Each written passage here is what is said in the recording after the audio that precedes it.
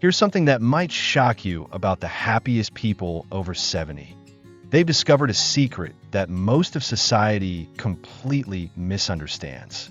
While everyone else is worried about seniors becoming isolated and lonely, while families are concerned about their elderly parents withdrawing from life, while society pushes the message that staying busy and social is the key to healthy aging, these wise individuals have figured out something revolutionary. They've learned the difference between living and performing life for others. What I'm about to share with you today goes against everything you've been told about successful aging. It challenges the idea that more social activity always equals better mental health. And it reveals why some of the most content seniors you'll ever meet have made choices that worry their families. Today, we're diving deep into 6 profound realizations that transform how people over 70 approach relationships, social commitments, and most importantly, their own self-worth. If you've ever wondered why someone you love seems to be saying no more often, if you've questioned your own decreasing desire to attend every gathering you're invited to, or if you're curious about what real wisdom looks like in the later decades of life, stay with me. Because what you're about to discover isn't just about aging. It's about awakening to your own value. And by the end of our conversation, you might realize that what others call withdrawal is actually the most sophisticated form of self-respect you've ever witnessed. Let me start by sharing something that Stanford Center on Longevity discovered in their recent research on aging and social behavior. They found that 73% of adults over 70 report feeling more selective about their social commitments. And here's the surprising part. Those who embrace this selectivity report higher levels of life satisfaction than those who maintain the same social patterns they had in their 50s and 60s. This isn't about giving up on relationships. This is about something much more profound. So let's explore what's really happening. Reason number 1, the development of emotional radar. When you've lived for 7 decades, something extraordinary develops in your emotional intelligence. You begin to sense, almost immediately, whether a social interaction is going to nourish your soul or drain your energy. Research from the University of Michigan shows that older adults become significantly better at reading emotional cues and predicting the emotional cost of social situations. It's like developing a superpower that younger people simply don't possess yet. Let me tell you about Betty from Columbus, Ohio. She's 74, and for 22 years, she attended her church's weekly ladies' auxiliary meetings. Every Wednesday at 2 o'clock, Betty would drive 15 minutes across town, sit through 2 hours of what she eventually realized was mostly complaining and gossip, then drive home feeling emotionally exhausted. One Wednesday last fall, Betty was getting ready to leave for the meeting when she paused at her front door. She asked herself a question she'd never asked before. How do I actually feel when I come home from these meetings? The answer was clear. Drained, frustrated, sometimes even sad.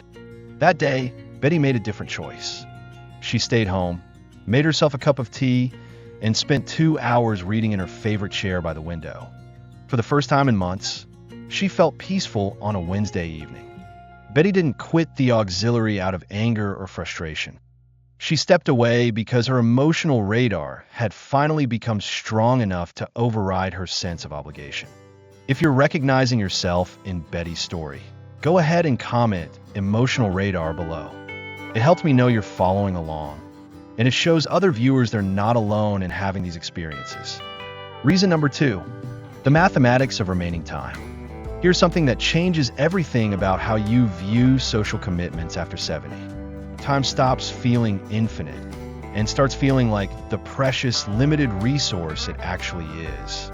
The MacArthur Foundation study of successful aging found that people in their 70s begin what researchers call time horizon awareness, the conscious recognition that time is finite, which leads to more intentional choices about how that time gets spent. When you're 40, spending 4 hours at a family barbecue where you mostly feel ignored doesn't feel like a major loss. You assume you'll have hundreds more weekends. But when you're 75, every Saturday becomes valuable currency that you want to spend wisely. Let me share what happened to Robert from Austin, Texas. He's 79. And for 15 years after retirement, he drove 2.5 hours every other month to visit his nephew's family in Dallas. The visits followed the same pattern every time. Robert would arrive. His nephew would be distracted by work calls or yard projects. The grandkids would barely look up from their devices, and conversation never went beyond surface-level pleasantries about the weather or local news. Last spring, Robert calculated something that changed his perspective completely. Those bi-monthly trips were consuming 60 hours per year. 60 hours of driving and sitting in a living room where he felt more like furniture than family. Robert asked himself, if I have 60 hours to give away, how do I want to invest them? The answer led him to make a different choice. He called his nephew and explained that he wouldn't be visiting as regularly. Instead, he started volunteering at the animal shelter near his home 3 hours every week. He also joined a woodworking class at the community center. 6 months later, Robert told me, I finally feel like my time matters again. I'm contributing to something meaningful instead of just filling space in someone else's living room. Reason number 3, the wisdom of energy economics.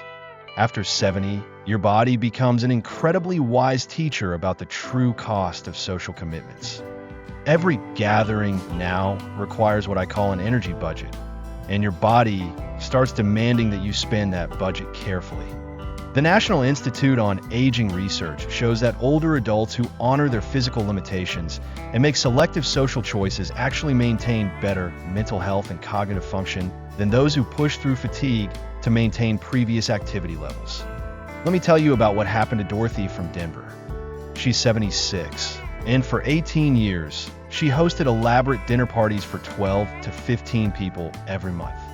Dorothy loved bringing people together, but the preparation would exhaust her for 3 days beforehand, and the cleanup would leave her sore and tired for 2 days afterward.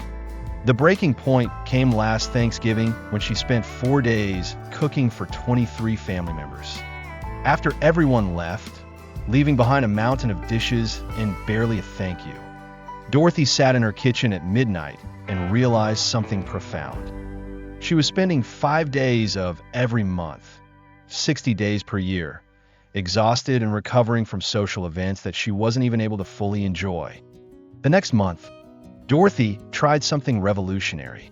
Instead of hosting 15 people for dinner, she invited 2 close friends for coffee and dessert on Sunday afternoon. The conversation was richer, the energy was balanced, and for the first time in years, Dorothy wasn't too tired to participate fully in her own gathering. That experience taught Dorothy what energy economics really means.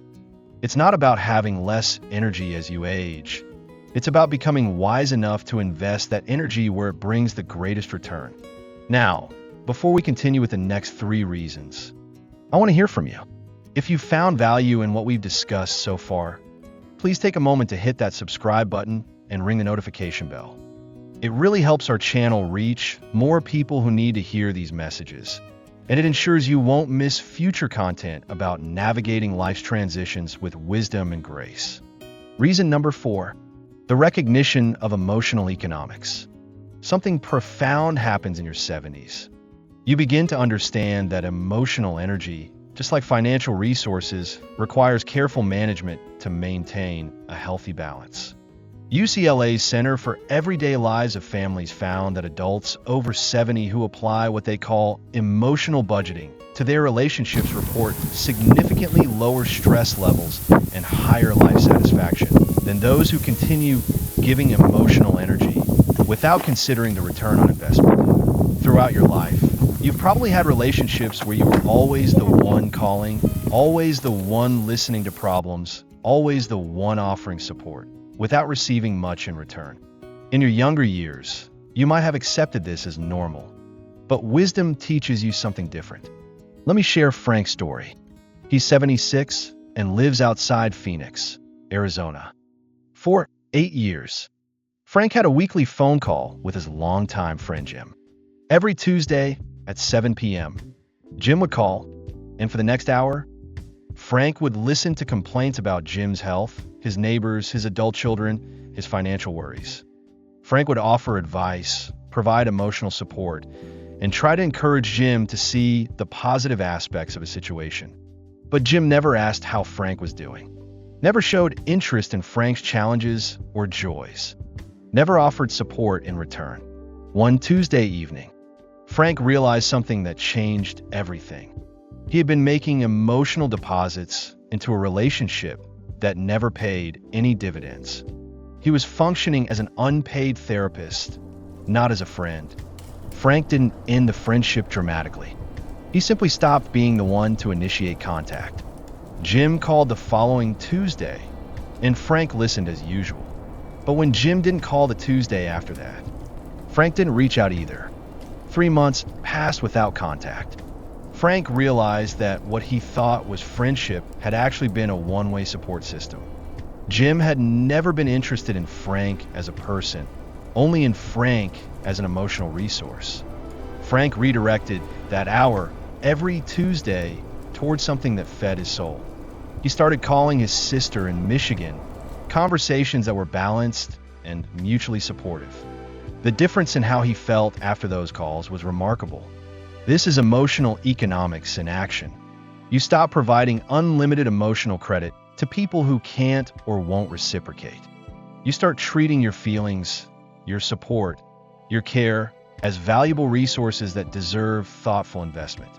Reason number 5, the birth of authentic self-respect.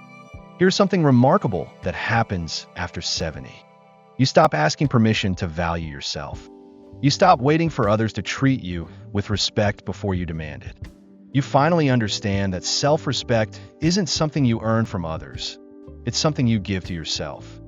Harvard Medical School study on adult development, which has followed participants for over 80 years, found that individuals who develop what they call authentic self-advocacy in their 70s report the highest levels of life satisfaction in their final decades. This transformation often happens quietly, maybe after one too many times of being taken for granted. Maybe after realizing that certain people only contact you when they need something. Maybe it's simply the cumulative effect of decades of putting others first. But at some point, a switch flips. You realize that your time, your energy, your emotional well-being, your very presence are gifts. And gifts should be treasured, not taken for granted. Let me tell you about Helen from Jacksonville, Florida. She's 81, and for 28 years, she hosted Christmas dinner for her entire extended family. Helen would spend 2 weeks preparing, decorating her house, shopping for gifts for 32 people, cooking for days, and then cleaning up after everyone left. Most family members contributed nothing to the effort. Many showed little appreciation. Some would even criticize the menu or complain about the seating arrangements. Last November, Helen made an announcement that shocked her family. She would no longer host Christmas. If they wanted a family gathering, they could organize it themselves. Some relatives were surprised. Others were actually angry. A few accused her of being selfish. But Helen felt something she hadn't experienced in years: relief. She spent Christmas morning in her favorite recliner, drinking coffee and reading a novel. Several family members visited later in the day, but on Helen's terms, for shorter periods, without the chaos and stress of hosting. For the first time in nearly 3 decades, Christmas felt peaceful rather than overwhelming. Helen's decision wasn't about rejecting her family. It was about respecting herself. She had given generously for 28 years, and now she was choosing to give herself the gift of a peaceful holiday.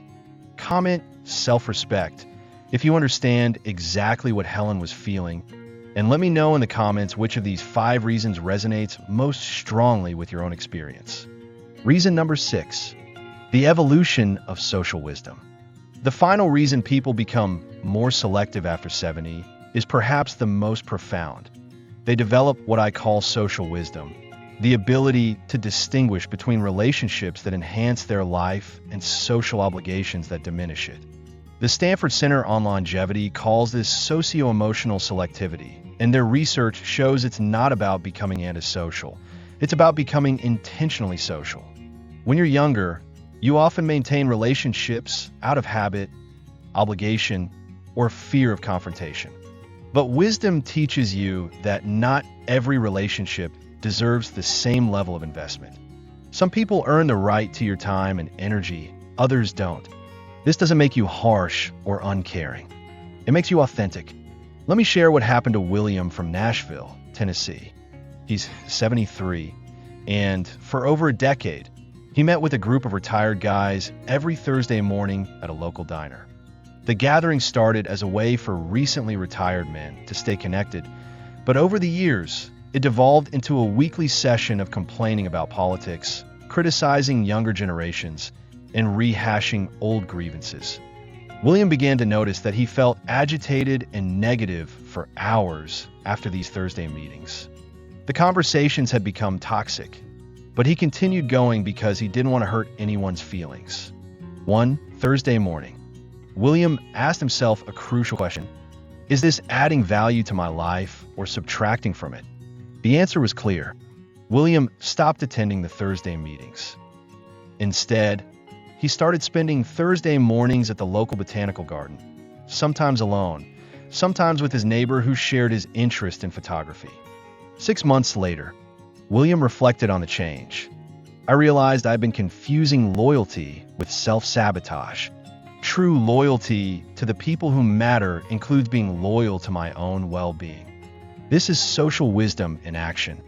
Understanding that saying no to what depletes you creates space to say yes to what fulfills you. Final thoughts and your next steps.